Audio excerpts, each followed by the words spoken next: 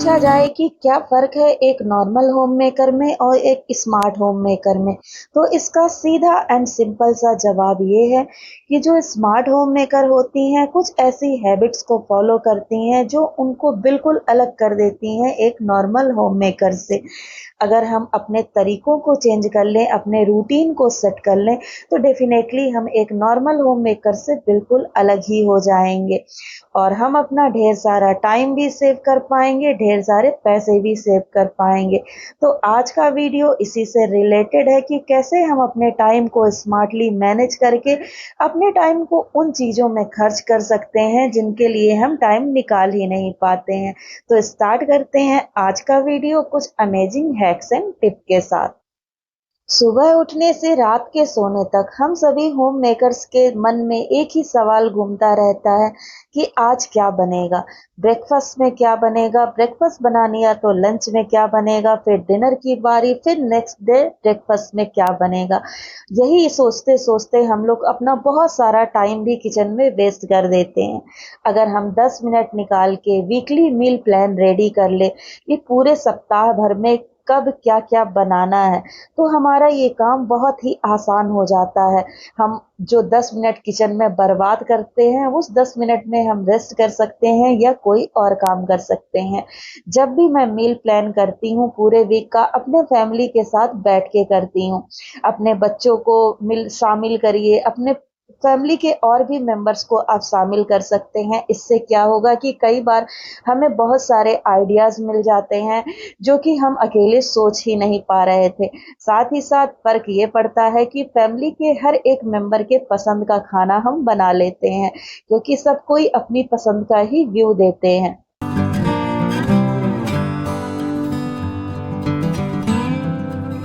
जो भी मैं मील प्लानिंग करती हूँ, उसके हिसाब से अपने किचन की ग्रोसरी को भी ऑर्गेनाइज़ करना मेरा फर्स्ट प्रेफ़रेंस होता है। बहुत सारी चीज़ें हमारे किचन में पीछे रखी हुई होती हैं, जिन पे हमारी नज़र ही नहीं जाती है। लेकिन जब हम मील प्लानिंग करते हैं, तो उन चीज़ों को ढूँढते हैं।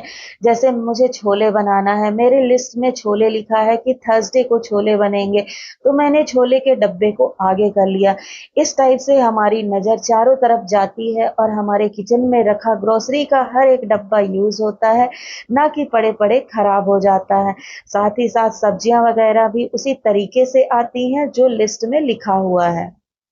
मैं अपने कई वीडियो में बताती हूँ कि चीज़ों को खरीदने से ज़्यादा इम्पोर्टेंट है कि हम उन चीज़ों को मेंटेन करके कैसे रखते हैं।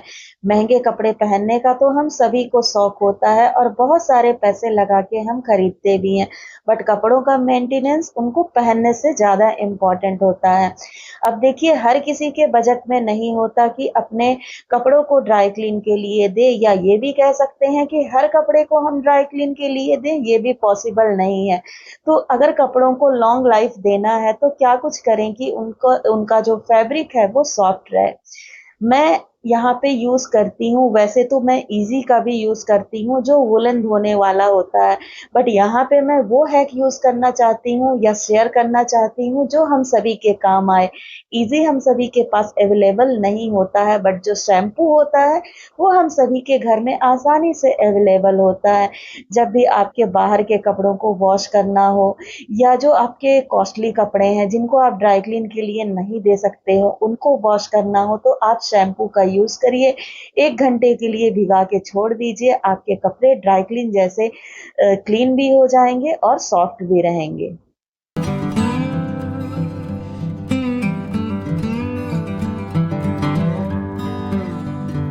सच कहूँ तो शॉपिंग पे हम लेडीज़ का सेल्फ कंट्रोल होता ही नहीं है। जब भी कोई चीज़ें देखी, मन को पसंद आ गई, तो उन चीज़ों को खरीदने लग जाते हैं। यहीं पे ज़रूरत होती है स्मार्टली हैंडल करने की अपने आप को। जब भी हम कहीं घूमने जाते हैं, बहुत सारी चीज़ें ऐसी पसंद आ जाती हैं जो हम लोग खरीद लेते हैं। इससे हमारी जो लगेज है वो तो बढ़ ही जाता है, साथ ही साथ हमारा बहुत सारा पैसा भी खर्च हो जाता है। मैं जब भी कहीं पे घूमने जाती हूँ, प्रेफ़र यही करती हूँ कि मैं ऐसी चीज़ों को परचेज़ करूँ जो कि मेरे सिटी में नहीं मिलती हैं। अगर हम किसी दूसरे स्टेट में जा रहे हैं, तो उस स्टेट की कोई ट्रेडिशनल चीज़ है, ट्रेडिशनल कपड़े हैं, हैंडक्राफ्ट की चीज़ें हैं, ऐसी चीज़ों को ही मैं परचेस करना पसंद करती हूँ। जिससे देखिए घर पे यूनिक चीज़ें भी आती हैं और हमारा उतना ज़्यादा मनी वेस्ट भी नहीं होता है। रिसेंटली मैं बनारस गई थी, वहाँ से देखिए हैंडक्राफ्ट की बनी हुई बहुत खूबसूरत सी सीनरी लेके आई हूँ। अब इसको घर पे कहाँ लगाना है ये डिसाइड करना बाकी है। ट्रैवलिंग के दौरान जो भी बैकपैक्स यूज़ करती हूँ, ट्रॉली यूज़ करती हूँ, उनको वापस से रखने के लिए मैं एक दिन उनको धूप में ज़रूर रखती हूँ। बहुत सारी चीज़ें ऐसी होती हैं, पानी होता है या कोई लिक्विड होता है जो हमारे बैग के ऊपर गिर गया होता है। बैग को अच्छे से क्लीन कर लीजिए, देन उसको धूप में 1 दिन के लिए ज़रूर छोड़िए। जो भी उसमें मॉइस्चर कंटेन किया हुआ होता है, वो सूख जाता है, अदरवाइज़ आपका बैग रखे-रखे भी खराब हो जाता है। बैग वैसे भी महँगे-महँगे आते हैं, कभी उनकी जिप खराब हो जाती है, तो यही कारण होता है कि हम बैग को ऐसे ही डायरेक्टली जहाँ भी स्टोर करते हैं, वहाँ रख देते हैं, बिना उनको धूप में रखे, बिना उनको अच्छे से ड्राई किए। तो अगर ये चीज़ें हम फॉलो करते हैं ना, तो डेफ़िनेटली हम देखिए नॉर्मल होम मेकर से कहीं अलग लेवल के हो जाते हैं। कई बार ऐसी कुछ सिचुएशन आ जाती है कि बहुत आसान से काम भी हमसे नहीं किए जाते।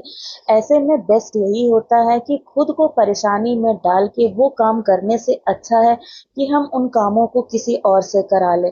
वैसे तो मैं अपने कपड़े खुद से ही आयरन कर लेती हूँ, बट हाँ, अभी मैं काफ़ी थक जा गई हूँ, वर्कलोड भी ज़्यादा है, तो ऐसी सिचुएशन में अगर हम अपने काम को बाहर से करा लें, किसी की हेल्प लेके कर लें, तो ये भी स्मार्ट होम मेकर बनने का एक पार्ट होता है, ना कि खुद को परेशानी में इस तरह से डाल दे कि हाँ, सारे काम मुझे ही करने हैं, चाहे कुछ भी हो जाए। तो ये एक स्मार्ट होम मेकर की बिल्कुल भी निशानी नहीं है।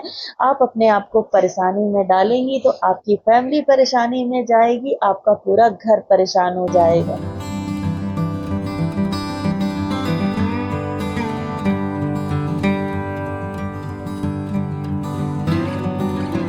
खाना बनाना तो सभी को आता है, बट बचे हुए खाने को किस तरह से रीयूज़ करना है, ये भी एक स्मार्ट ट्रिक ही है। सुबह में इडली बनाई थी, सांभर खत्म हो गया था, तो अब सिर्फ इडलियाँ ही बच गई थी। अब इनको किसी भी तरह से यूज़ करना है ताकि ये वेस्ट ना जाएँ। तो यहाँ पे मैंने प्याज़ को कट कर लिया है, हरी मिर्च को कट किया, कैप्सिकम को कट किया। आप चाहें तो और भी वेजीज़ इसमें डाल सकते हैं। सभी को अच्छी तरह से फ्राई कर लेना है, देन उसमें थोड़ा-सा टमाटर मन हो तो ऐड कर दीजिए, सॉल्ट डालिए और जो भी इडली है उसको छोटे-छोटे पीस में कट करके डाल दीजिए। चाय के साथ आपका बहुत ब्यूटीफुल सा स्नैक बन के रेडी हो जाएगा। साथ में मैंने ऐड किया है थोड़ा-सा हल्दी, लाल मिर्च का पाउडर और चाट मसाला। इतना चटपटा सा स्नैक बनता है ना कि आप एक बार खाएँगे ना तो जानबूझ के इडलियाँ ज़्यादा बनाएँगे ताकि आप इस रेसिपी को ट्राई कर सकें। थोड़े से करी पत्ते डाल दिए जो कि मैंने फ्राई करके रखे हुए थे और हाँ, सॉस के साथ इसका टेस्ट और भी बढ़ जाता है।